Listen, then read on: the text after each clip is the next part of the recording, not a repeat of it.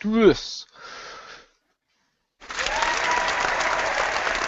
Yay! Hello, ladies and gentlemen. Today is Saturday night. Usually that means WXR, but tomorrow's a pay-per-view, so that means it must be around the pound. And I am your host, Marcus Shadow. As you could tell, we're not on video this week. Thank you. But yes, we're not on video this week, and that is for actually two reasons. One, we've been pretty busy this week, and we're going to be really busy next week. So next week probably we'll have no video as well, because it's Thanksgiving season in the good old United States of America. So we decided to give the video a rest a little bit, and we noticed that there was some lag in our previous video, some video lag, so we're resting the video. But because of that, we're unable to come up with a lot of news for this week, and probably will not have many next week. So we've decided, in the holiday spirit, we're going to go a little bit old school, and we're going to discuss stuff. That's right, we're bringing back some discussions. So we'll be doing discussion this week and next week, and this week's discussion is underutilized media properties we'd like to see come back or actually used.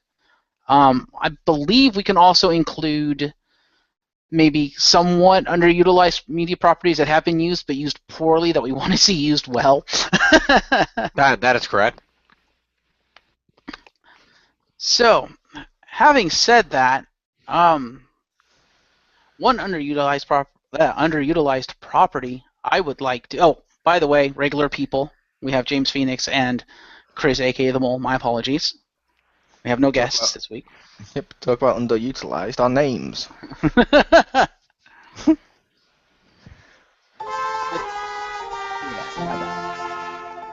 But yes, one underutilized property I'd like to see actually used, and supposedly they were making a movie of it, but I have yet to see anything about it. And we've mentioned this particular property multiple times on various discussions and whatnot throughout the X-Pound. The Thundercats. I mean, come on, that pretty much writes itself. Yup. I loved the 2011 series. They should have continued that. That was fucking awesome. Yeah. But yeah, they sort of cut that a little short, son of a bitch. But fuck you, Cartoon Network. But yeah, that was a great series, and it is available now on Amazon and Netflix and shit like that in various countries. So if you have access to it, I do recommend people check that series out, the 2011 one. But the original series is also what Marcus is more referring to, I assumed. Mm-hmm. Just Thundercats in general. I mean, yeah, we had the series, but like you mentioned, it was cut short. You know, we haven't. Aside from that, we haven't really had any other Thundercats stuff. We've never had a video game that I can remember. Certainly nothing, in the recent years. We've had 2 games, at least. Really? One on the Commodore 64 that was a piece of shit, and one on the 3DS based on the new series was a piece of shit that had stuff like piss poor hit detection, where you'd be hit by stuff that was like a few inches in front of you, no block button, and archers as enemies. Okay then. Yeah, just saying that sentence alone, you can kind of see where this is going. You'd have like mutants run at you while other ones stand at the back on a side scrolling shooting arrows at you. Yeah, you couldn't defend yourself. Yeah, it doesn't sound like it. It was horribly designed. I'd love to see someone get the Thundercats property and do sort of like what they did with Transformers, War of Cybertron and stuff. Just base it on that. And hell, you could even get away with it in a similar way to what they did with Transformers and just set on Thundera. You could do something similar like that. Yeah, that'd be kind of cool. Or hell, base it on the 2011 one and set it on Third Earth, in which Thundera was one little city or section. But I don't know. What does Jim think about Thundercats? I could agree that should certainly be used more, but I mean, yeah, Cartoon Network canceled it, but at least they didn't cancel it. Also, show like Young Justice. Oh wait. Yep. Anyway, Cartoon Network always cancels good shows. Yes, but anyway, but yeah, I agree. I said I never really watched Thundercats back in like the 80s and 90s, like most people did. I never got really into that show, so that's why it seems like a really cool show, and I like the characters. It just seems like I'm not as into it as people are in this day and age. But I do agree that it could use a good movie. I know somebody did a really awesome graphic edit fan trailer not too long ago Yeah. where they took some of the movies and edited the people to look like the Thundercats, and it was pretty awesome. So Oh, it's not like Done well. it's not like it's hard to do. So somebody can easily make it, whether it's an animated movie, a live action movie, or just bringing the series back. Thundercats, I think, has some life that it could be easily used on any kind of network or in theaters, and I think it would have an audience. There was Oh, yeah. also a CGI trailer for Thundercats done, like a concept trailer, which eventually turned into the 2011 show as a card drawn. But at one point they were planning an all CGI series, and I'll be honest, it does look kind of cool. Yeah, that is also worth checking out. Fair enough. But what Fair type of things would you like to see with Thundercats, Marcus? Like you said, I'd like to see a good video game. I think there'd be a market there. I don't know how much it would sell. I think if you're going to do that, you probably want to do something like either another TV show or a movie. I'd love to see like a live action movie. I think that'd be amazing, especially with, the movie making technology of this day and age. I think that'd be a phenomenal movie if done right and if given to the right person. Just because I can't remember if I mentioned this in XGR, WXR, or just in Skype in general, but I will say, how about this, Marcus? Would you like to see a trilogy of comic books in which they realize the audience itself has aged, so they decide to do a more mature Thundercats in which one of the Thunderkittens becomes Mumra's sex slave, Chitara is said to be raped by every single mutant in existence, the Thundercats get captured as slaves, Lion-O comes out with the Book of Omens with a big fucking beard, gets his sword, sees what they did to Chitara and slashes a mutant's throat. I remember you telling me about that. No. How about I told you it's so bad that's actually really enjoyable? Of like, what the fuck have you done? Yeah, my childhood's been raped at this point, just like Chitara, but it's a case of it's actually really good. It's a good story. I will give them props for it.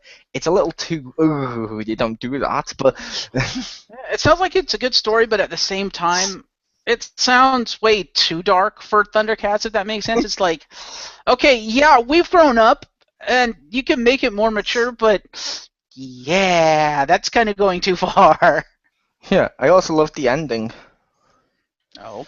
The ending of that trilogy, essentially speaking, Mumra wins. Okay. And then he realizes, Mumra goes, the only reason I finally beat you is because you're all aged. You're all crap. You're not the Thundercats that used to amuse me to compete with. Where's my Lion-O that used to be able to match me with his youth and his strength and his potential? You know what? Sod it. And he just basically de-aged them all so they could continue feuding with him, because if he finished them in that moment, he'd be bored. Nice. So he basically reset up the clocks. I'm like, no, because now any comic book set about Thundercats, I'm never sure if it's based upon that ending or not. True. But I have to admit, the ending does sound kind of cool, though, and it's kind of Mumra, but I also get the feeling they kind of pulled some inspiration from the Joker with that one. to be fair, I would say that very Mumra more than it is Joker, but I would also admit very Mumra too, because let's face it, Mumra realized in that comic book that he's been bored. Think about how long he's been on Third Earth. Mm-hmm. He even mentioned in the original one, his only time he actually got amusement in his entire existence has been the Thundercats, because there's actually people to challenge him. Right. And I'm like, I love the fact they took that concept and ran with it. But a property I'd like to see. Mm-hmm. This is the era, correct me if I'm wrong, Marcus and Jim, of reboots, remakes, and nostalgia. Yep, pretty To much. the point that nostalgia's almost dead. Yes. Arguably. But also on PSN, and I believe it's the same on Xbox Live, there's a load of top-down shooters becoming big and stuff. But like Dead Nation and stuff. Give a Zombie Ate My Neighbors. give us Zombie Ate My Neighbors a brand new version. I want to see that game again. I don't care if it's just a PSN like downloadable game where it's similar to the original ones, but all for like 2.5D, whatever you call it, graphics. I just want to see Zombie Ate My Neighbors. It was a great property to the point where people made a fan game of it that was so good that the people decided to buy it off them and release it as Zombie Ate My Neighbors 2. Nice. I'm not sure if you guys played Zombie Ate My Neighbors though. That was a great game. I may have played it once or twice. I don't own the game. I know of it. I've seen, I've seen like Nintendo Power and shit like that. So, yeah, Fair I know enough. what you're talking about. How about Jim? Has Jim played that game? I played it briefly on the SNES back in the day. I didn't own it, but a couple of friends of mine owned it. I played it on their systems. It was a pretty fun game. I did enjoy playing that. Yeah.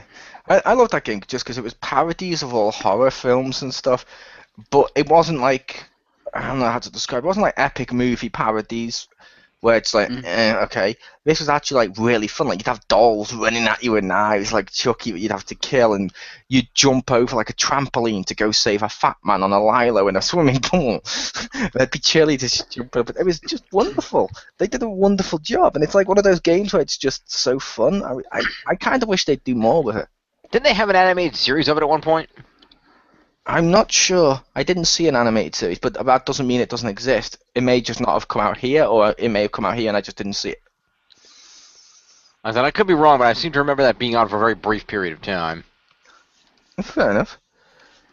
But how about you, Jim? Any properties for you? Let's see. Well, one thing everybody knows is I'm a big fan of Jack and Daxter, and seeing as the video game series seems to be at the point where they're either going to never use it again or reboot it, I think they should. I think they could easily make a Jack and Daxter movie, and I think it will be dramatic and awesome. You kind of have to gloss over the first movie a little bit because that's not really important to the overarching plot of the series, the first game rather. But I think you can easily make something good out of the series. I mean, it's a great dramatic series about they got this great twist about Jack's past and how. Spoiler alert, you haven't played games from like 10 years ago. How he's secretly from the future but got sent to the past and then came back to the future. And then how he fights all the various bad guys and everything.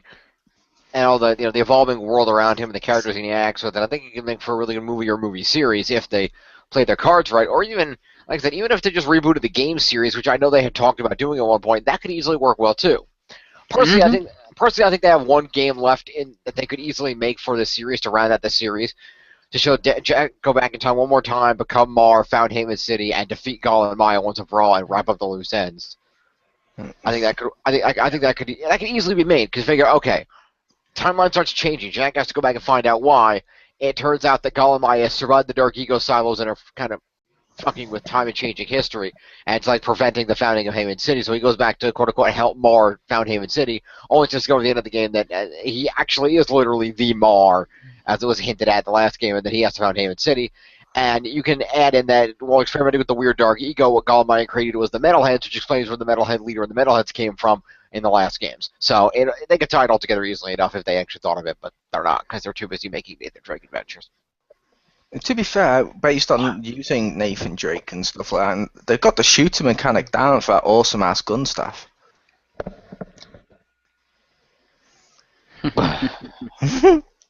I'm kidding. It would work better with the giant ass fucking black hole gun that he had. Just bring that back.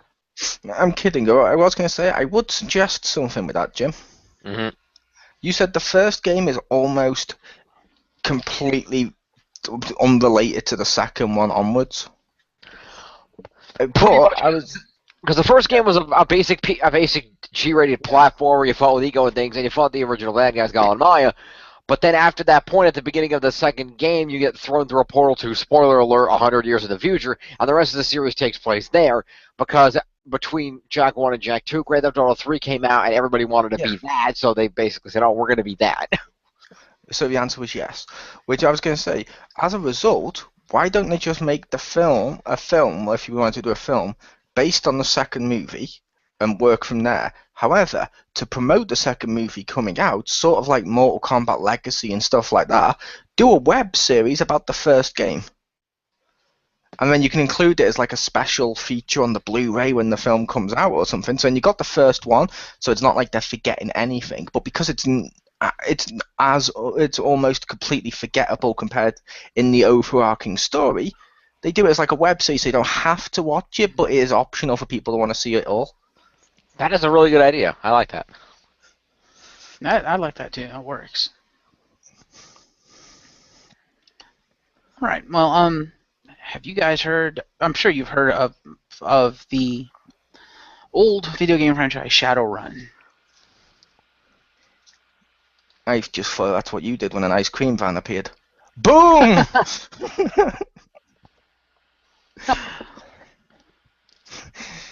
That's light. That's just light entertainment. But no, I was gonna say I've heard of it.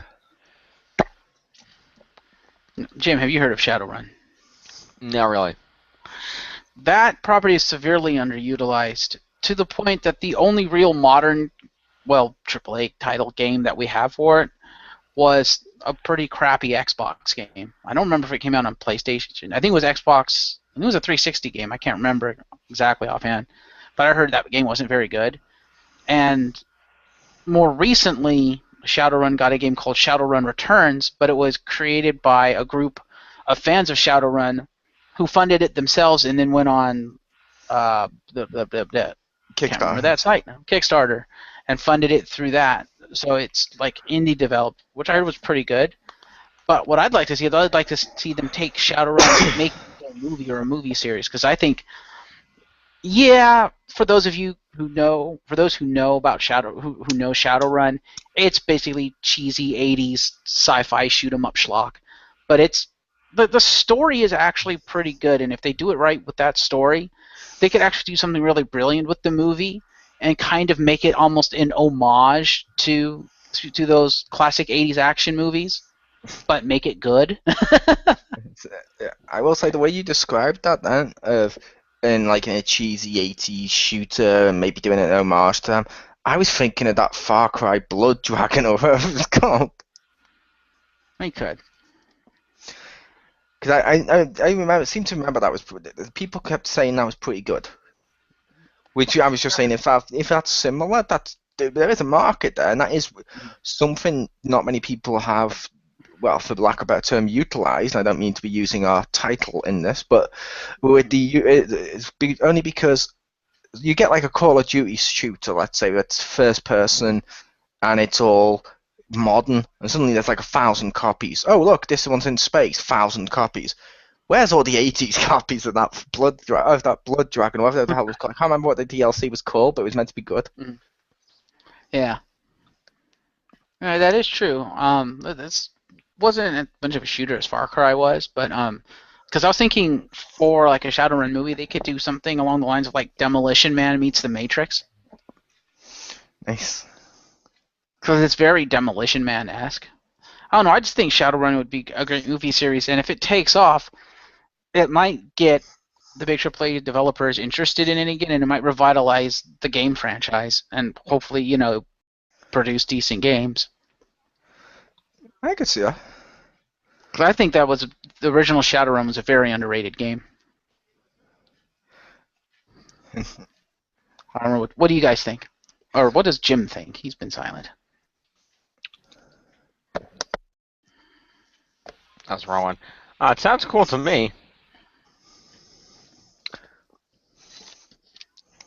That's about all I got. I don't know much about the franchise. Well, fair enough. Fair enough. Moly. Okay, for my next one, because I've got a load I can think of, but yeah. Well, for my next one, it's the obvious one we all had to take eventually. Mm-hmm. Using Beware the Batman style CGI for a kid's cartoon. I'm sorry, that was actually done really pretty well, Beware the Batman, even though it got cancelled. Again, fuck you, Cartoon Network. That may come up a lot during this. But how about something along those styles, but for Disney XD, about gargoyles? Because it was a darker, more mature CGI show, but yet it had sort of a light-hearted edge enough to it that modern kids could like it. And I think that'd be a brilliant way of doing gargoyles nowadays. That'd be cool. Or just something with gargoyles, even if it's a game. It amuses me. Disney's been sat on gargoyles for years. They were complaining when they bought Power Rangers that the only reason they got Power Rangers is they really wanted to capture the boys' market, and they got Marvel and was like, well, that's going to capture it more. Fuck Power Rangers. But it's like, you had gargoyles the entire fucking time. Yeah. Hell, you had Tron the entire time. You only did something with that after you got Marvel. What the fuck? But gargoyles is one of those properties I hate to think that it's just been put out to pasture. Yeah, I think a live-action / CG movie of gargoyles would be awesome. Yeah, or just bring it back in some capacity, even if you make Marvel comics based upon it. Just bring it back in some capacity nowadays. I just want to see gargoyles back. I can agree with that. Jim? I can agree. I didn't watch Gargoyles that much when I was growing up, but I have seen the show, and it is a really awesome show, and I do agree that they could do a lot with it nowadays. It's got that dark tone, and that could be something that would really bring people in if done properly. Well, I think this would be a great time to bring it back because everyone is talking about dark and gritty and Nolan-esque this, and you look at the movies that are slated for release, they're going with a more darker tone to the point that, as Mole and I have discussed off camera, that it's almost getting to the point that it's too much. That it's like, okay, now you're just beating it into the ground, and you're not doing a good job of it. Some of the movies are good. A lot of them are dark for darkness' sake. But with a property like Gargoyles, which is inherently dark, introducing it now into a society that's basically devouring everything that's dark, you put that out there, they will eat that shit up, and all for the right reasons, because Gargoyles is amazing. True, but ironically, you're wrong, because everybody, they're devouring, but they're at the point where they're sick of what's dark. That's why Marvel's movies are making $1 billion, and nobody liked Man of Steel. But Man of Steel also made $1 billion, and Iron Man 3 sucked balls. What's your point? Yeah. Point is, Marvel's movies have been far more successful than DC's movies for the most part. DC's TV show, which is much darker than Agents of S.H.I.E.L.D., slaughtered it in the ratings, both Arrow and Flash. Slaughtered it, really? Flash was the highest premiere when it came out. It was the highest premiere in years. But I was just saying, there is one ironic thing with that, though, Marcus. What's that? Films for adults, they keep going dark for dark's sake with a lot of stuff. And it does seem to work, yeah. Now, yes, there is a market now for bright stuff like Guardians of the Galaxy, for example. However, kid shows are becoming too light nowadays. Like, look at Spider-Man. It's now breaking the fourth wall for the sake of doing it. Shitty little Deadpool-style jokes. It's not Spider-Man where you're thinking, oh god, what the hell's going to happen with the villain? It's not Spider-Man with that dark edge anymore. So ironically, kid shows and kids' properties are becoming really light. Adult properties are becoming really dark. It's like they sort of said, okay, fuck it, and they've done dark for adults, bright for kids, and there's very little crossover between the two, if that makes sense. Yeah, that's true. You make a good point. Yeah. Although they did do Batman Dark recently with not Brave and the Bold, with Beware the Batman. Although sadly Cartoon Network cancelled it, which is annoying. But I do think there is a market there. But what would Jim like? But which one would Jim like to do next then? Since I know Jim didn't watch Gargoyles. I saw a few episodes. I just didn't watch it regularly. Let's see. Underutilized property to be used.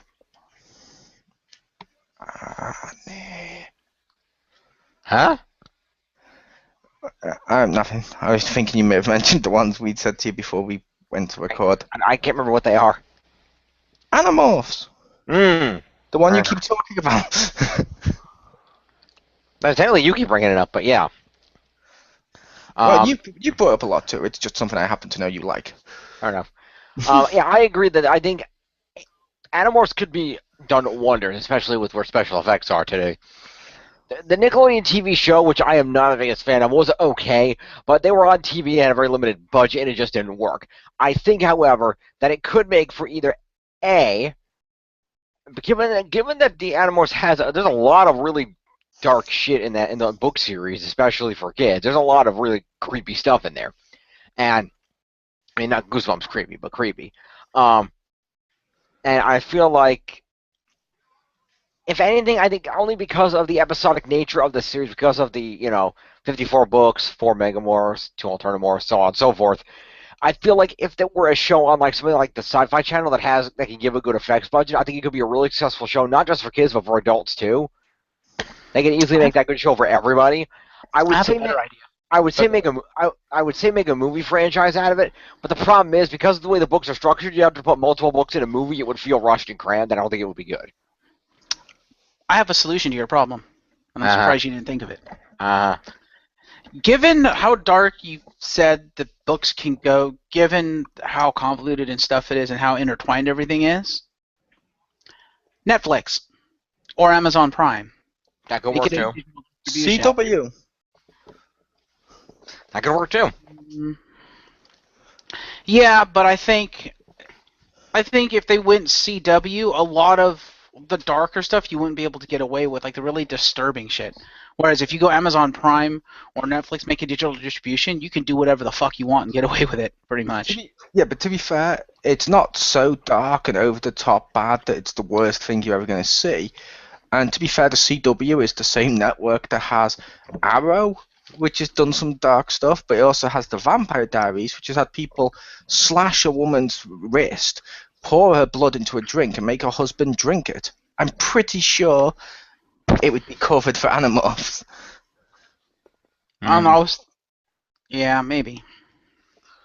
There's a tremendous amount of animal on alien violence, and animal on human violence, and which would make a great TV show, I think. Yeah, and then also, really the biggest aspect that's so horrifying is like a lot of the psychological shit. Like one of the most, I don't remember which number issue it is, and one of the most impactful issues they did is the one time, because thing to be aware of is the Animorphs, their powers, they turn into animals, and they use that power to fight people. And there are some rules that go with turning into animals. If you stay an animal more than 2 hours, you're stuck as that animal forever, barring interference from godlike beings, but that's a whole nother assorted bullshit.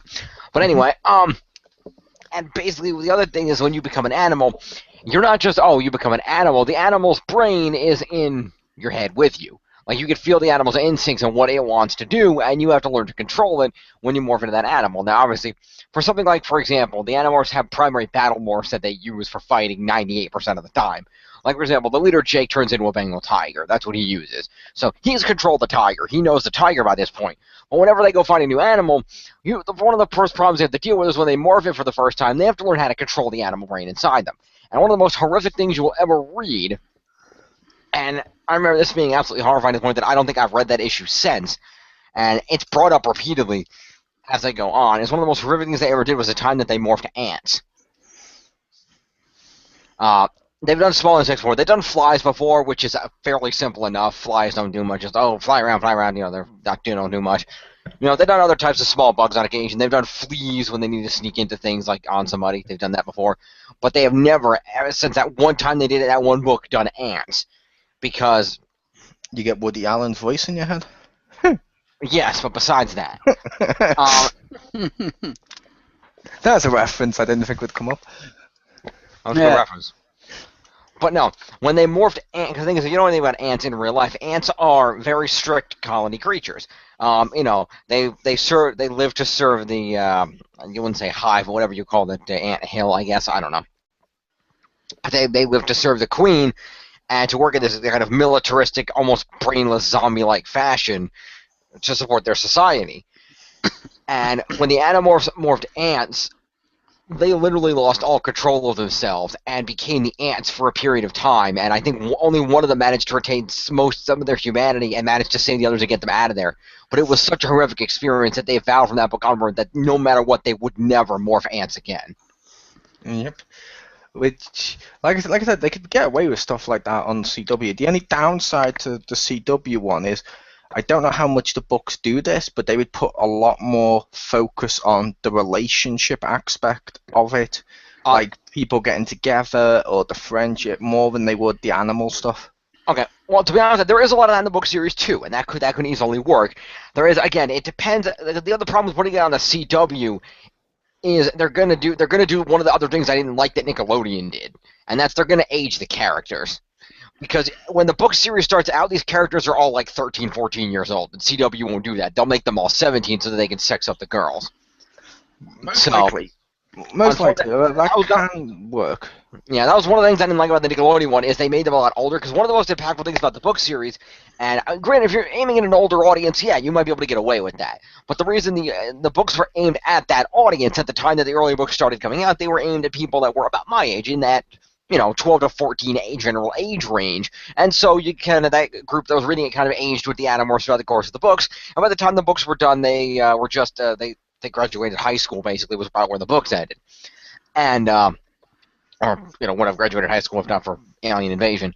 But anyway, they got back to it. But anyway, so one of the things I think about that is I think that if they age the characters, it's going to hurt the effect a little bit, but they could pull it off.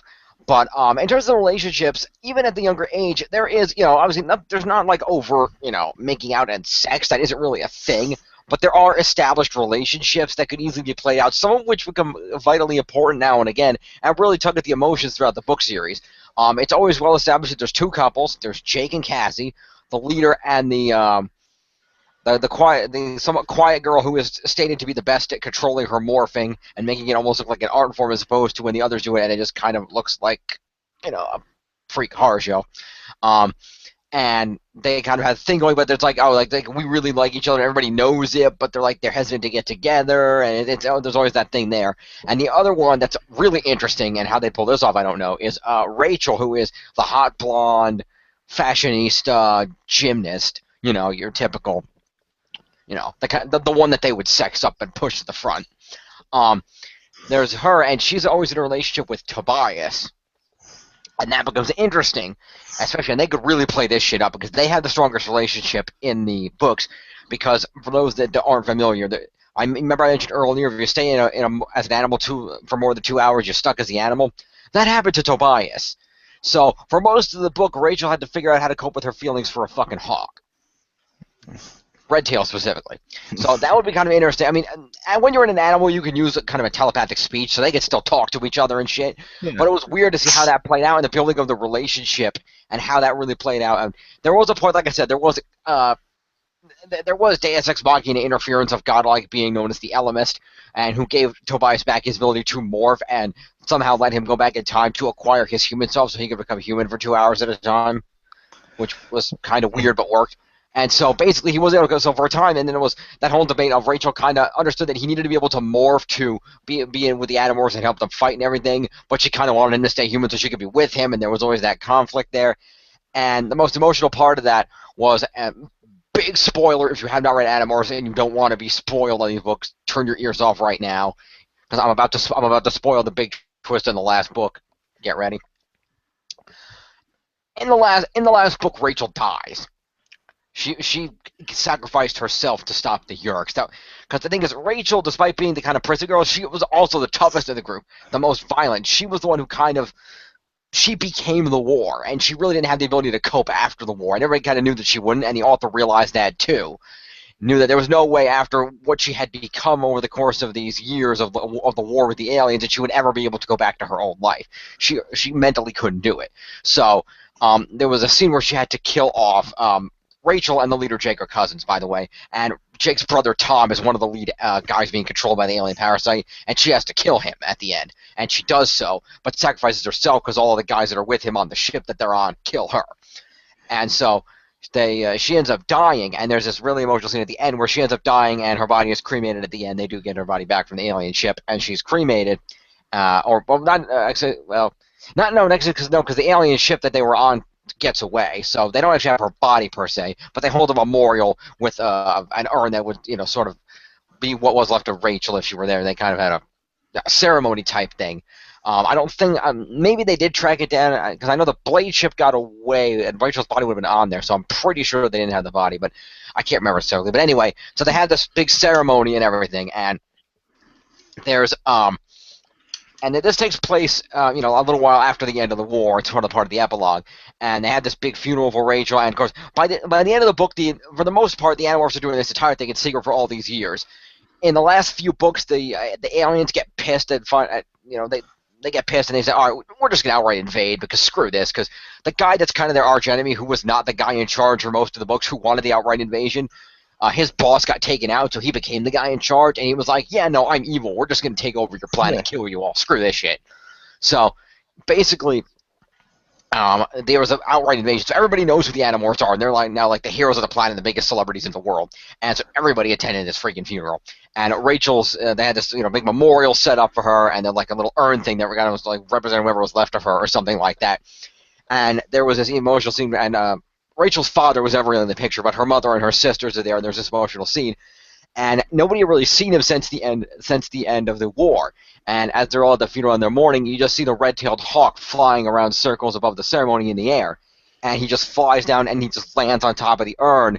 And everybody just kind of looks, and Rachel's mother just kind of gives him a nod, and then so does Jake, and he just flies off with the urn.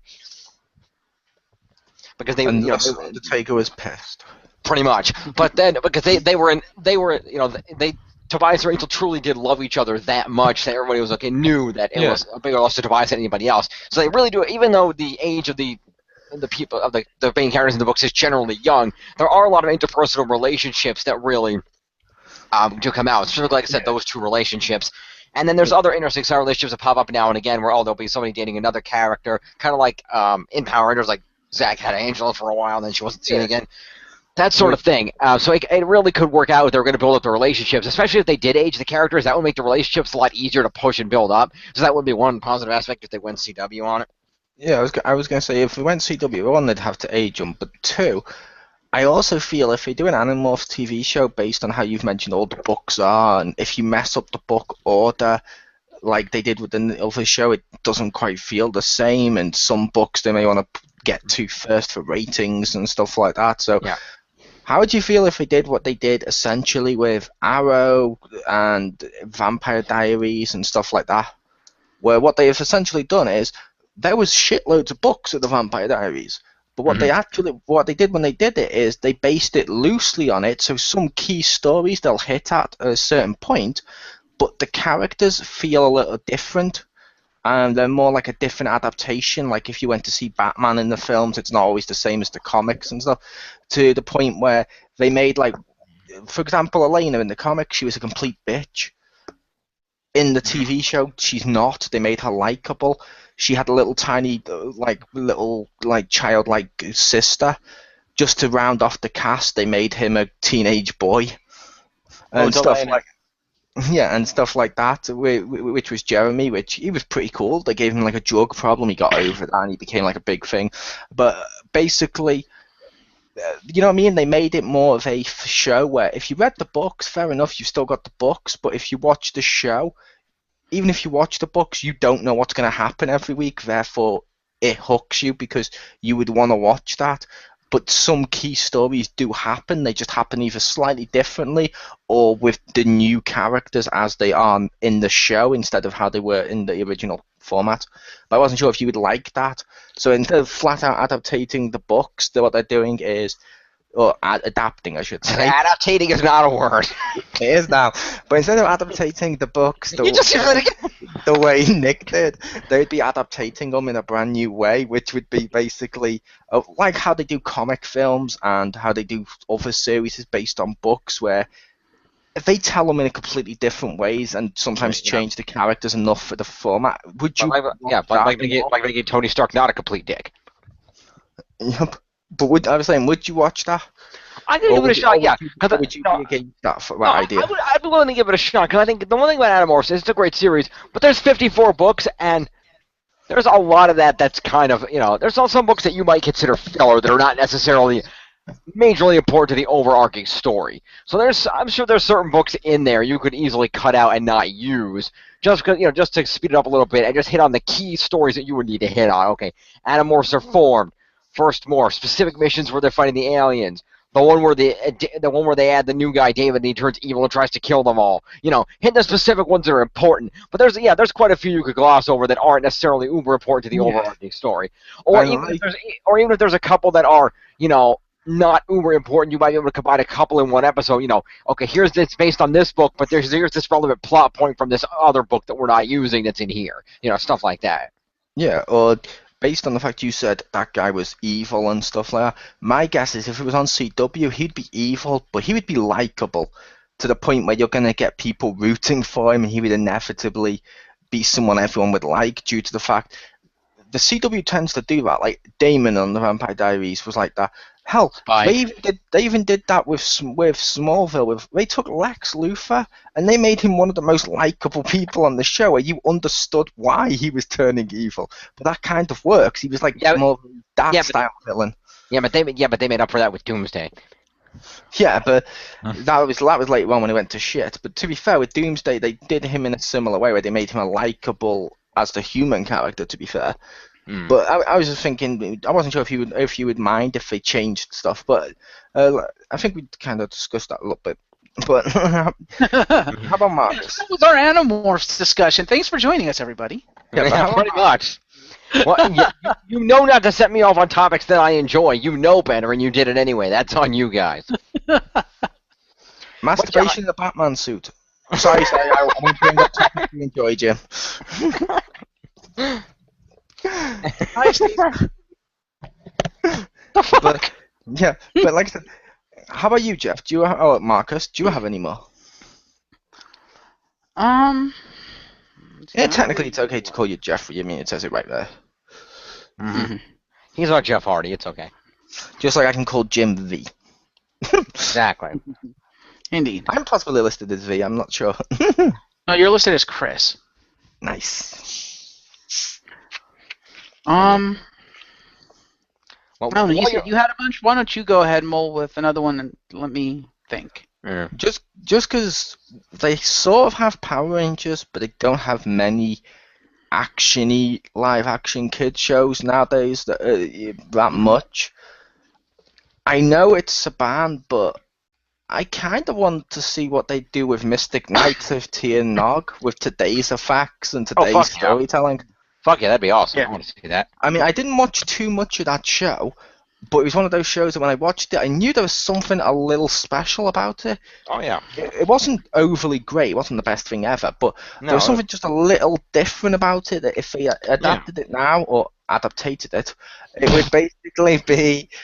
It would be awesome. Oh, and that's what always pissed me off is they only had one season. They ended it on a cliffhanger, and then it got canceled. I hate them. But it was a really good series. I always really enjoyed it. And they really apologized. It's okay. It's ancient kingdom, so you got that medieval thing going on. You sort of have the morphing, but it's not to the point of like, oh, it's not spandex. It's just cool looking armor, which was awesome. So it made sense in medieval times. They had the different elements, which is always a good way to go. The villains were cool. They added that fifth dude later on who came out of nowhere to beat the Tommy. It was pretty awesome. It was. It's like, hell, that's another property I'd love them to do more with. What's that? I know, I don't think Jim's watched too much of this, so he probably won't care, but I want more Buffy the Vampire Slayer stuff. I know they can have some in the comics, but I want a TV special before the actors get too old so it could be in the same universe, and it needs to be written by Joss Whedon. If Agents of S.H.I.E.L.D. and what the hell was the other one, Dollhouse, taught us anything, it's Joss Whedon needs to write Joss Whedon's properties. Mm-hmm. Yeah. The second he doesn't write Joss Whedon's properties, they turn to shit.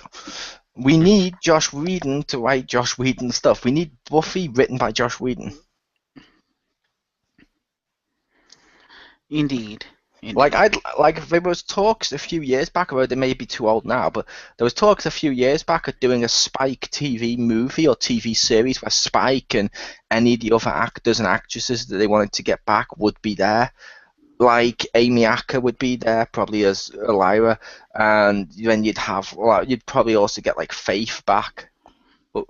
So I think that'd be pretty cool. I'd really want to see more Buffy. Yeah, I think that could work. Although, hasn't Sarah Michelle Gellar come out and said she doesn't want to do any fighting stuff anymore? She has, which means they don't need her as Buffy if they did it the other way, of do it like Spike and then have it based on Spike. Or hell, if they say, okay, the actors are too old, they won't be able to pull it off anymore, you could always just go with Xander and Willow and stuff, hunting vampires with a new crew, and it'd be in the same universe. It'd be cool. Yeah, you could do that. That'd be interesting. And hell, Xander could have his cool Nick Fury eye patch. Huh. I'm not sure if you've seen that or not. In the last series, he got his eye gouged out by Nathan Fillion as a vicar. Because, as he said, you're the one that sees everything. Boom, and stabs him in the eye. Awesome. And then Xander felt really useless because he was blinded in one eye and stuff. But then in the comics later on, after that, after he's got an eye patched, he's now got an eye patch, and he's acting as the head of the, what do you call it, the Slayer investigation units and stuff, where he sent off all the different Slayers because there was shitloads after season 7, to the point where he was acting and said he based his entire look on Nick Fury. And by Nick Fury, I mean white classic Nick Fury. Fair enough. Yeah, but I'd like to see more Buffy. But how about you two? Any more properties for you guys? Well, I know they're coming out with a movie for this one. It, quite frankly, looks like shit, and a lot of people are saying it's going to be shit. And I really don't like what I've read about it, like in terms of the story and stuff. I'm just like, no. I'd like to see something done right with Jim and the holograms, because with the technology today, they can make that look really amazing, like really, really awesome. And they could easily update it because it's basically about Jerica, who's the head of this music label, who also happens to double as the head lead of this band. It's like, okay, well, that's that's a pretty easy thing to do, a pretty easy thing to modernize, because we still have bands today. We have head of music labels, and she uses this supercomputer with a holographic generator called Synergy that allows her to change her appearance to become Jem, the head of the band. It's like, well, since then, because this came out in the 80s, since then we've had how many Star Treks? Yeah, I think we have the technology to be able to pull something like that off in like a live action movie.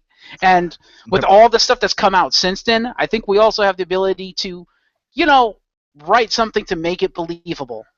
We do. The only downside to that property is, I think the reason the film looks like shit, is like you said, is because what's modern music? And I say that because this made me almost die a little inside. Did you see they're getting Band-Aid back together? Who's that? Band-Aid. They did like, do they know it's Christmas time at all? When it was like George Michael and fucking like U2 and all that. It was like really classic, great musicians. Okay. Yeah, the new one, the new Band-Aid features Miley Cyrus and One Direction. And such music like that. And I'm like, oh God, no, you're doing Band-Aid wrong. Because it was I'd like to point out that you're not the only one that know that, because I was just looking them up in the Daily Beast notes. Do they know it's time to stop Band-Aid? Huh. Nice. So yeah, what do you think about that though, Jim? I think when I was saying, the reason I think it sucks is most modern music now is either for shock value or slut value. There's very Pretty few much. bands that are, like the 80s. Gem and the Holograms was cool because 80s music was cool. It was. Look at music we've had recently. Would you really say, I don't know, from the 80s, would you say like any of the Huey Lewis and the News songs or anything like that was as cool as, say, What Does the Fox Say or Gangnam Style? Don't worry, I don't think they're going to take Marcus with them. Let's see, with this upcoming movie, it's not necessarily the music that I have an issue with, although they are focusing more on the more modern music, which does make you cry a little bit inside. But it's just they changed it too much. I know we've been talking about adaptation and Yeah. adapting, not 100% just kind of taking the concept and going with it, but this is, I don't know, to me, maybe it's because I am a fan of the old show and I kind of, I knew what it was about. What they've done goes, in my opinion, beyond just taking some of the characters and the concepts and adapting it. They've basically taken it and made it something that it's not. Because they essentially took away what made Gem Gem. Because it's like going to be this bunch of friends who are trying to put this like ad hoc group together and make it big on the internet. And I'm just like, oh wait, so you're not gonna have her lead this double life, really? She's not going on these great adventures. It's just gonna be a bunch of kids sitting in their bedrooms trying to make some music. What is this, QJ the documentary? Seriously?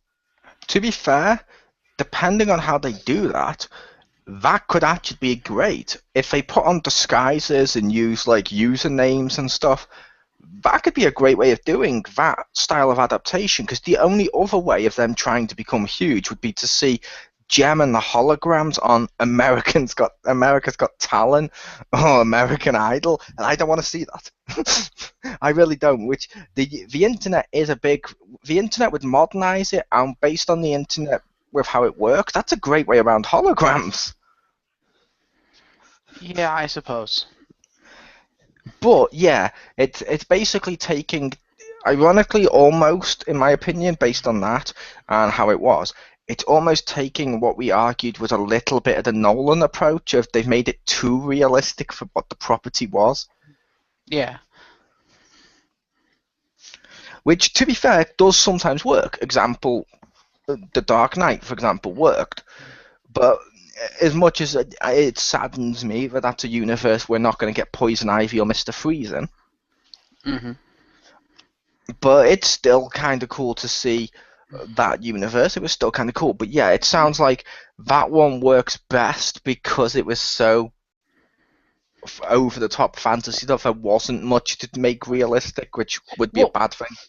the other thing too is it sounds like they basically Smallvilled it and then modernized it, which is not the way to go. Because in Gem, they were an established band. It was all about like Battle of the Bands and juggling being the CEO of this music label and the front woman for the band that's the number one on your music label, and which is like endlessly fascinating and kind of adult because it goes into the business side of it. Yeah, it's Yeah. cheesy 80s kids, because you have the Misfits, which is the rival band, literally trying to kill you with laser guitars and shit. But still, it's still a look into the world of music labels and how do you promote your bands and what is good music kind of thing. And they just took that and they're like, no, now we're going to teenageify them. We're not going to make them known. And it's going to be about them trying to get known. And it's like, that doesn't work.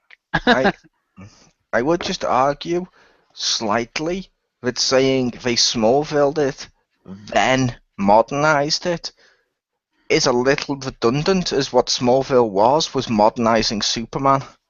Well, I meant Smallville Yes. as in like more origin story Superman, more like Fair his enough. teenagers before he became Superman. Fair enough, point taken. Yeah, because that's basically what it is. This is basically Gem and the Holograms origin story set in 2014, which kind of doesn't work. You know what I'd like to see brought back? What's that? WWF. Ha! I'm kidding with that one. I'm kidding, people. But there is some great properties out there. Yeah, He's sometimes not they. kidding. I am partly kidding. Like 20% kidding. Mhm. 8% kidding. No, it's when it comes to stuff that they have done bad adaptations of some really good stuff recently, like Alvin and the Mhm. Chipmunks. What the hell did they do with the Chipettes? With the Mm. But there's some crazy properties out there that I wouldn't mind seeing again. And before someone says it, I don't want whatever the fuck his name is, Family Guy crap writer. Seth MacFarlane. Yeah, that guy. I don't want his version. I want to see Flintstones brought back. Hopefully done like they did with Mystery Inc. So they take it and they take the concept and do it as it was, but for modern kids. I think that'd be great. Hell, I would even take a little bit more wackiness on the Flintstones. That'd work. I think the Flintstones is a great property. I agree. I agree as well. It's like hell. I cheered like hell when I found out over here for Children in Need, which is a charity event. They did apparently they were doing a special, and I still need to go back and watch that. They were doing a special in which Tom and Jerry invaded various shows of today as Tom and Jerry, Nice. and it was all animated and stuff. And I'm like, oh yeah, I like Tom and Jerry. Nice. Speaking of animated, because we have the Peanuts movie coming out, we have Popeye being developed. Yeah, but created to the. Huh? Don't forget the best one. What's that? Kanye's West, The Jetsons, because that one just makes me want to watch it because all the elements sound bad, and so far we've had a load of movies where all the elements sound good and they've been complete shit. So all the elements being complete shit, surely the end product's going to be good.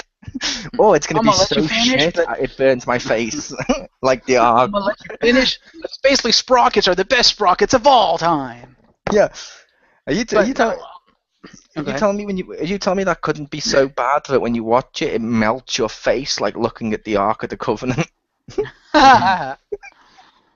Yeah. You Or betrayed any of me. Jim's videos. Oh.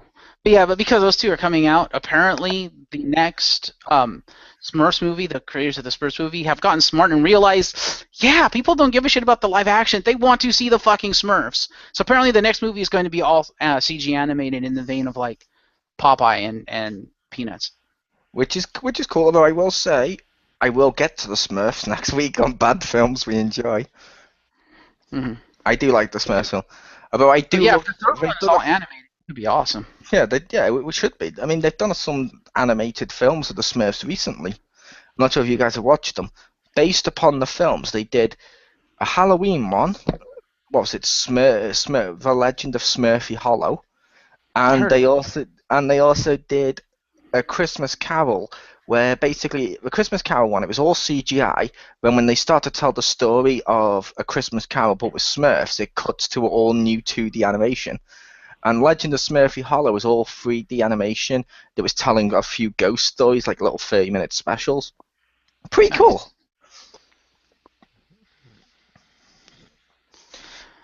Very nice. Jim, you got anything else? Did he just say Denver, the last dinosaur? Ha! Yeah. That'd be awesome. That'd be awesome. Anyway, off the top of my head, not that I can think of, one thing that does come to mind that I wish they'd do something with again is Animaniacs. Because that was like one of the most popular cartoons in the 90s, and granted you couldn't get away with a lot of what they did now, but you could still tweak that a little bit and make it work for today's audience and slip those jokes in under the radar. It's not like Paulson and Harnell wouldn't immediately jump on the bandwagon, and I'm sure Tress MacNeille would do it. The problem is Steven Spielberg owns half that property. I thought the main problem with that would be they broke the fourth wall at times. It's going to turn into Ultimate Spider-Man. I don't like the kids shows now when they break the fourth wall. Don't do it subtly, shall we say? Animaniacs never did it subtly either. Although, you know something I kind of would like to see brought back? Animaniacs could be really good. But you know, like they did like they did Girl Meets World when they brought back Boy Meets World. Yes. And it was her son. I kind of want to see the son of Zach and Kelly go to school, Saved by the Bell, and just include their parents and maybe include Screech as the principal or something. That would work, yeah. Not like Dustin Diamond's doing anything. I don't just mean that. I mean the character of Screech went to college. Then after college, he went back to the school for Saved by the Bell in new class and became the assistant / teacher in training at the school. So logically, they could make a Screech nowadays as the principal or even just as the teacher if you want to bring back Mr. Belding. Hey, what's going on here? But no, and I think Screech. I think Dustin would be happier to do that because I get the sense he didn't like Screech because of the voice and how they made him act as Screech, or he did do it for years. But Yeah. imagine Screech now as a more laid-back teacher. Hell, over the years, Screech could have become Mr. Cool as the teacher. We don't know. I mean, I'd still want him to be slightly nerdy, but he could be more like a modern geek instead of the original geek. That could work. Mm-hmm. Well, I, hell, I, I don't, I, well, honestly, if you want to get somebody in there, like I mentioned last week on this very podcast, Zach's show just got canceled. He's available. Yes, but I don't know if any of you guys actually liked all the Saved by the Bell series and the movies and stuff, but I loved Saved by the Bell. For me, growing up in the 90s, where obviously I was born in the 80s, but I grew up more in the 90s. When I was in high school and end of primary school, all the shows on TV for me, what I watched the most was stuff like Hang Time, Saved by the Bell, City Guys. You know those teen sitcoms, or when 90210. they were a little bit more kid friendly than 90210. Oh, Yeah. fair enough. But they were hitting the same audience as stuff like iCarly and Mhm. Yeah. Sam and Cat and shit, but they weren't as stupid as those. Yeah, like even Nickelodeon itself back then they had shows like Keenan and Kel, and that Yeah. that was a good show. Also, Hey Dude, anybody remember Hey Dude? Yep. That was Like awesome. and they also had messages which I think were Salute your important. shorts. Yeah, they also had the messages in there, which I think a lot of these modern ones don't do. Like the messages on, like, say, Victorious was all stuff like, if you look pretty, you don't have to worry about having a personality. I don't know, but on Saved by the Bell, they did episodes like in one of the new class. There was an episode in which one was it? It was either Ryan or Brian because they were very similar characters that replaced each other. But basically, one of them got drunk and crashed the snow speeder, and they did drink a whole drink driving episode. And one of the episodes of City Guys dealt with like stealing and fighting.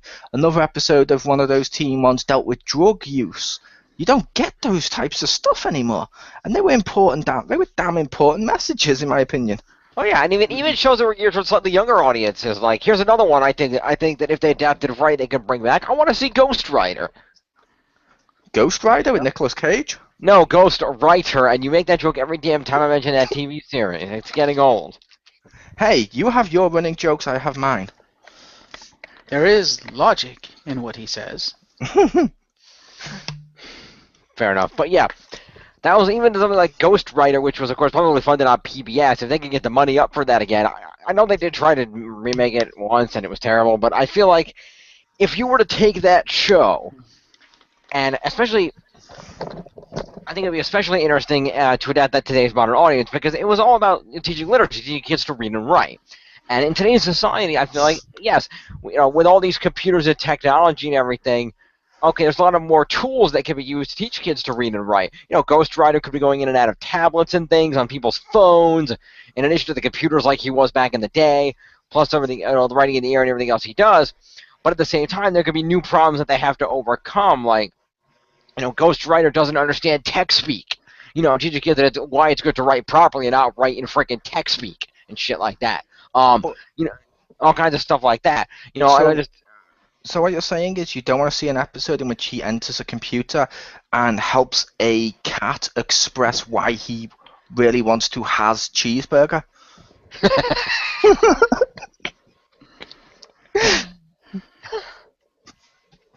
That's not something you don't want to say.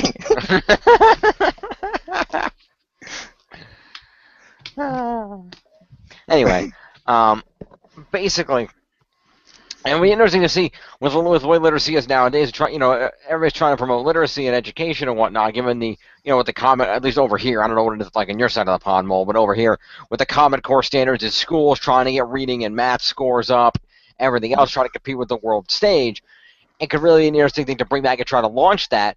And I feel like if they were to work it properly, they could make it work. Because when they rebooted it, it was terrible. But if they made it work properly, kept the spirit of the original show, is okay, it's a group of relatively young kids who are in the middle school age, and they're working with Ghost Rider to solve mysteries, and they're using reading, writing, and literacy to solve mysteries.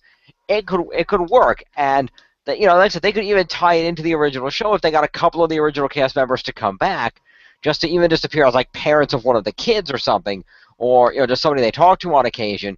That could just really be an interesting way to work that in. I mean, some of them obviously wouldn't be available or not, but you could easily.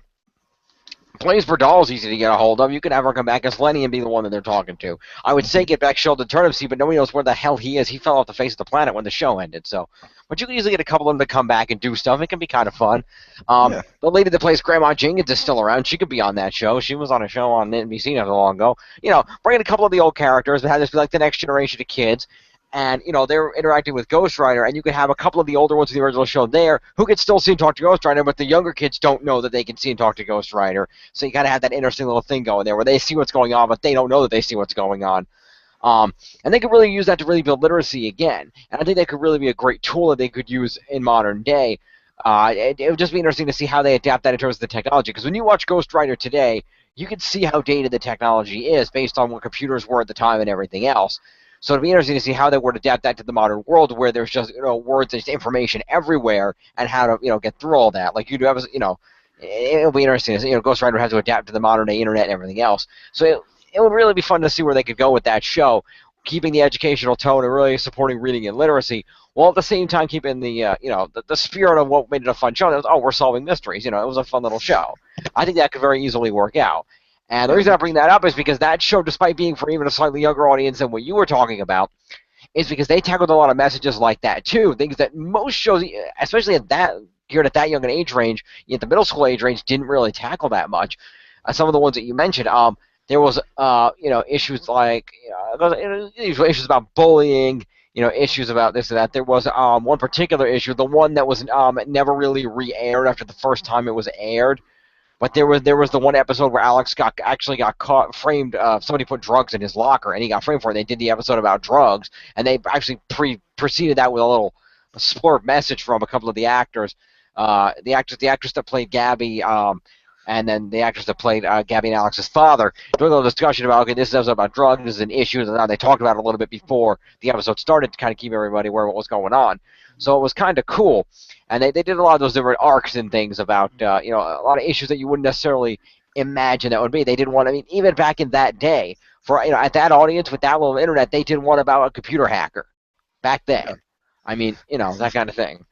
Yeah, which, like I said, it's a shame we got rid of those messages. It's like, did anyone here watch Hang Time? It sounds familiar, but I don't think I watched it now. It was awesome. Hang Time. It was, but yeah, basically a lot of the shows for kids nowadays is stuff like, I'm a pretty looking girl. I want to be a singer. I'm a pretty looking girl. I want to be an actress.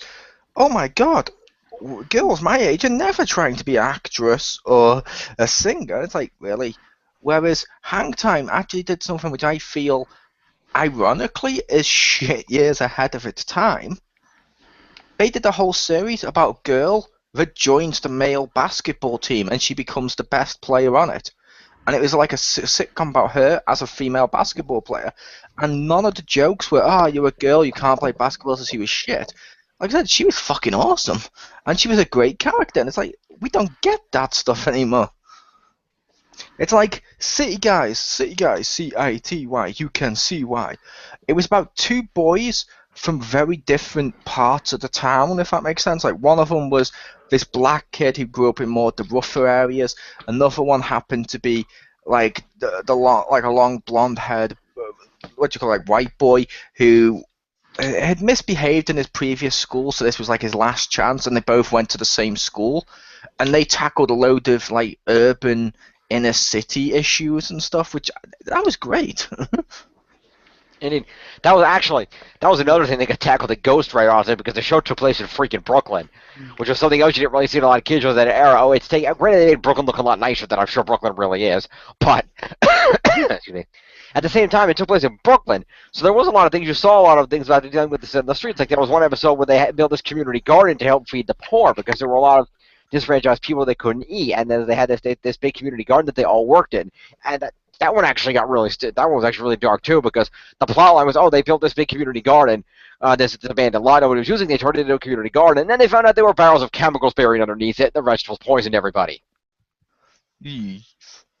And people started getting sick, including Gabby from the team, and they had investigating this. And eventually, they found the barrels in the. They eventually found the barrels underneath the garden, and the minister was finding out, okay, who dumped these barrels here, and how do we get them to clean it up? And they do manage to pull it off, but that was another big one that came up there. It's like I also miss the adult slash teen series, although some of them are coming back, I believe, that were more silly. What do you call it? I don't know. It's supernatural, if you will. Like I Dream of Jeannie, Bewitched, or Sabrina the Teenage Witch. I miss shows like that as well. I agree Because with that. nowadays, all the comedies on TV are pretty much, oh look, a fat guy married a thin girl. Oh look, a dumb guy married an intelligent girl. And it's like, yeah, okay, we've seen all of these types of comedies 1,000 fucking times. Give us those. But, well, I don't know. Does Marcus have any more, or did you want to take us out? I don't know. Did either of you guys have any more, or do you think we're good? Because I think we've talked for quite a while here. We have. That's why I was suggesting taking it out. Okay, fair I enough. realised the time. But unless Jim had any more. No, I don't have anything off the top of my head. I do just want to mention one other thing that I remember from Ghost Rider is that they also did an episode about gangs because one of the kids that one of the members of the Ghost Rider group befriended this new kid at school named Victor, who was like this recovering gang member. Like he had been a member of this gang, but he got out of the gang. But the gang wasn't happy. He was out of the gang, and they wanted him back in the gang. And they looked like the gang was trashing their school and then framing Victor for it to get him in trouble so he'd get expelled to go join the gang again. But it turned out, no, it wasn't actually the gang framing him. It was actually the kid on the track team who Victor was faster than, and he didn't like that, so he framed him by making it look like the gang did it, making it look like Victor did it. But yeah, they tackled a lot of gang issues and stuff too. A lot Yeah, of that which inner-city stuff too. Yeah, which stuff like that was always great. Yeah. I've mentioned in the past, how awesome was Fresh Prince of Bel-Air? Like the episode, like I mentioned, where he was like, "Why doesn't he love me?" about his dad, and breaks out crying at the end of the episode, and that's how it ends with Uncle Phil hugging him. That was fucking awesome. Or how about the episode where Will got shot? They tackled loads of shit on Fresh Prince of Bel-Air, City and all those types of shows. Like I meant, like say by the Bell, City Guys and stuff. True. Modern shows are almost too afraid to tackle. Yeah, but in all fairness, Will got shot in the ass. True, but he was still shot with a gun. True. I still love the line of, you know how they say paper cuts the worst kind of pain, yeah? Guess again. But like I said, they did some great stories with all of those that I feel which could be a topic in the future of why is it nowadays everyone's too afraid to do stuff like that? My only guess is it's because the audience, it used to be kids, teens, adults. Now they've tapped into that whole tween market. So teenagers have like Vampire Diaries, Arrow, and all the CW style shows. Adults have shows like Your Person of Interest, Jim, or you know what I mean, or like any of the HBO shows and stuff like that. Kids have like the certain types of shows like Spider-Man stuff. But as a result, the part that used to have hang time and stuff, they're now occupied by the tween stuff, which is made for younger people using some of the stuff that the teenage people would like, and I feel that's an issue. Yeah, as unfortunately they're trying to more.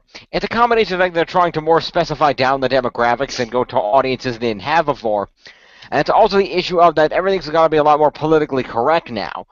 In the '90s, you could get away with damn near anything on TV and nobody would notice. Unfortunately, people started noticing, and now you can't get away with you can get almost nothing past censoring on TV. If it's supposed to be aimed at teens or tweens or kids, you can get hardly anything on TV. I mean, It's a shame. Back in the day, you could have shows like Animaniacs constantly making, sexual innuendos and stuff, and nobody would bat and nobody would bat an eye. All kinds of stuff like that. Or you could have shows where, you saw these, it was okay for tweens to watch these shows where, okay, maybe the audience is 12 to 13 and the characters are 16, and you're seeing them dealing with these issues of coming of age and, maybe relationships and sex and whatnot. But now we can't let them see that now. No, that's not good in society anymore. So because they're trying to, protect quote unquote kids from what they see and trying to control what each specific type of group of people see, they're aiming for two specific groups, and that's why half the shows get canceled because there's not enough people in that group to warrant the ratings to keep the show on the air. I'd argue, like I said, I'd argue four specific types of groups. Like I said, it's now kids, tweens, teens, and adults, or teens, young adults, and then adults. And it's like, what happened to just doing teen shows that kids could enjoy? That would, you know, but it's a shame. But I will say before we go, Marcus, did you see what has been brought back recently? What's that? Dora the Explorer. Really? What? I saw an advert for it the other day on TV, and I don't know why she looks older with friends. Okay then. So it looks like they've sort of turned Dora into brats. Yeah, I remember when they first released that slightly age-ified Dora, people were not happy about that. Yeah, I remember seeing that in the news articles. People were pissed about that, but yeah, they giving her and her friends, or I don't know. They were basically turning it into another typical, oh, girls, you have to be, you have to be attractive. It's all about your appearance show. People hated that. Yeah, I remember people getting really mad when they did the figures, and then recently I just saw the new show's about to come out, and I'm like, the fuck? They actually made a show with the thing people got pissed off of? What, so now, let me guess, going by the fact we're making properties based on stuff people got pissed off at, is Disney going to release Brave 2, in which she now has the thin body instead of the actual body that she should have had, because it doesn't matter what you look like?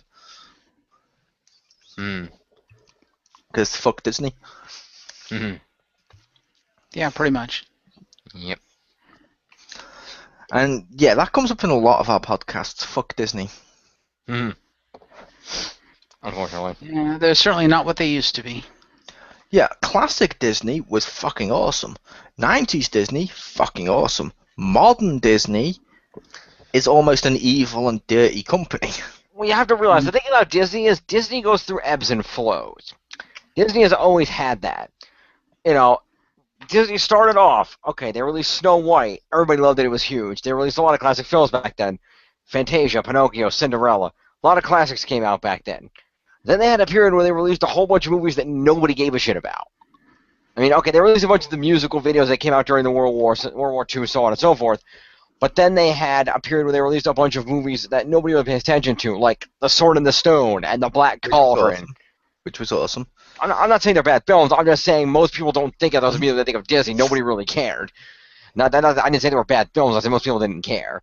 The Black Cauldron and that and let's see what else came around that time. I remember off the top of my head. But there's a bunch of Disney. The time they did one of my favorite Disney films, or was that later? I don't know which Fox one. and the Hound. That was a little bit later. I loved Fox and the Hound, but no one ever fucking mentions Fox and the Hound. I loved it. It's not my favorite, but it's one of them. I understand. But yeah, it was one of the time they did things. Let me see here. What else did they do? Like the Adventures of Ichabod and Mr. Toad. I mean, I said that, cause they did a lot of the early they did a lot of the earlier ones. Like they did up until they had that whole thing up right up until the last Lady and the Tramp was then Sleeping Beauty was after that, and 101. So 101 Dalmatians was there. They did Sword in the Stone that wasn't that good. They did The Jungle Book, which was good, which is the last one that Walt Disney approved. They did Aristocats, which was okay. Robin Hood, Many Adventures of Winnie the Pooh. Then they had things like wait, what the hell? I will say, just because I know Marcus wants to wrap this up, let's wrap this up. However, I will suggest in the future, and you can pencil this in, Jim, how about we actually do a discussion looking at Disney and what's gone wrong, what's gone right, and stuff like that? That's a good idea. But, yeah. So we can flesh this out a lot more instead of just cramming it all into the last 2 minutes of a podcast. Yeah, I will just know things like The First Rescuers, because nobody liked the first one, only the sequel. Awesome. The Great Mouse Detective, Oliver and Company. The kind of films that were okay films, but they weren't really big names. They're not that big known. It wasn't until Little Mermaid, they came back with Little Mermaid in '89 that the second Disney Renaissance came around, and then they had a lot of good movies again. Aladdin, Beauty and the Beast, Rescuers Down Under came out, Lion King. Even Pocahontas, Hunchback were good, Hercules, Mulan, Tarzan was okay. They don't like the movies, and then it went back and they released like Fantasia 2000 and Dinosaur. And then they went back in movies that were, again, not that good. Emperor's New Groove, I like that movie, but I know not everybody does. That was around the time of Toy Story, though, wasn't it? It was, but that was Pixar. That was not Disney. But Disney helped publish. But I'm talking specifically the Disney animated films. Oh, here we go again. Let's just say, yeah, Disney now. It's not so much that they make bad films, in as much as the direction they take a lot of their properties is kind of questionable, and we'll leave it at that. And we'll go into it later, because if I don't intervene here, we're going to be here for another hour listening to Jim. I'm just making the point that it ebbs and flows a lot. Now we're at that. They were in that point. There was a lot of movies that nobody cared about again, and now Frozen came out and people start caring again. So therefore, with Frozen and Big Hero 6, these big movies are coming out that people care about again. We're going into what will likely be another Disney Renaissance. Are you saying no one gave a shit about Disney till Frozen? What about Toy Story 3? What about Wreck-It Ralph? What about Finger? No, Rapunzel. What was it called? Tangled. They were fucking awesome. They were Princess and the Frog too. Oh they were God. good. Toy Story 3 doesn't count again, Pixar. But what I'm saying Which is now part of Disney. It is, but I'm not talking about Pixar. I was talking about the specifically counted Walt Disney Animation Studios pictures. Wreck-It Ralph and yes, you're right. Those two counted. You're right. Let's go then, Jeff, because Jeff's getting annoyed. Evidently, I'm just saying they started making good movies again. Jim, another discussion. Shut the hell up. No, I'm stopping you from rambling because this has gone on long enough. As Mole pointed out, this is a good idea to have a full-on discussion for this. This is not the forum. I'm not saying that we won't. I'm just trying to finish my point. Okay. Well, you take like an hour to get to your point, so I'm cutting it off. I don't give a shit. In case you forgot, I'm the host. You can't stop me. No, you're not. I'm the host. That's why I'm trying to cut you off so I can end this thing. I'm the host. No, I mean I'm the physical call host, as in you can't end the stream without me. Oh my God, you little fucking kid.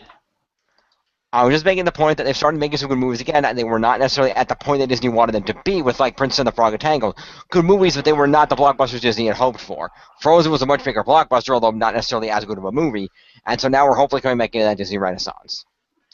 You see how quick that would have been if you didn't waste an extra 10 minutes bitching at me? You still completely missed the point. But anyway, there are any underutilized properties that you guys would like to see come back, let us know. We can discuss those. We'll discuss them with you.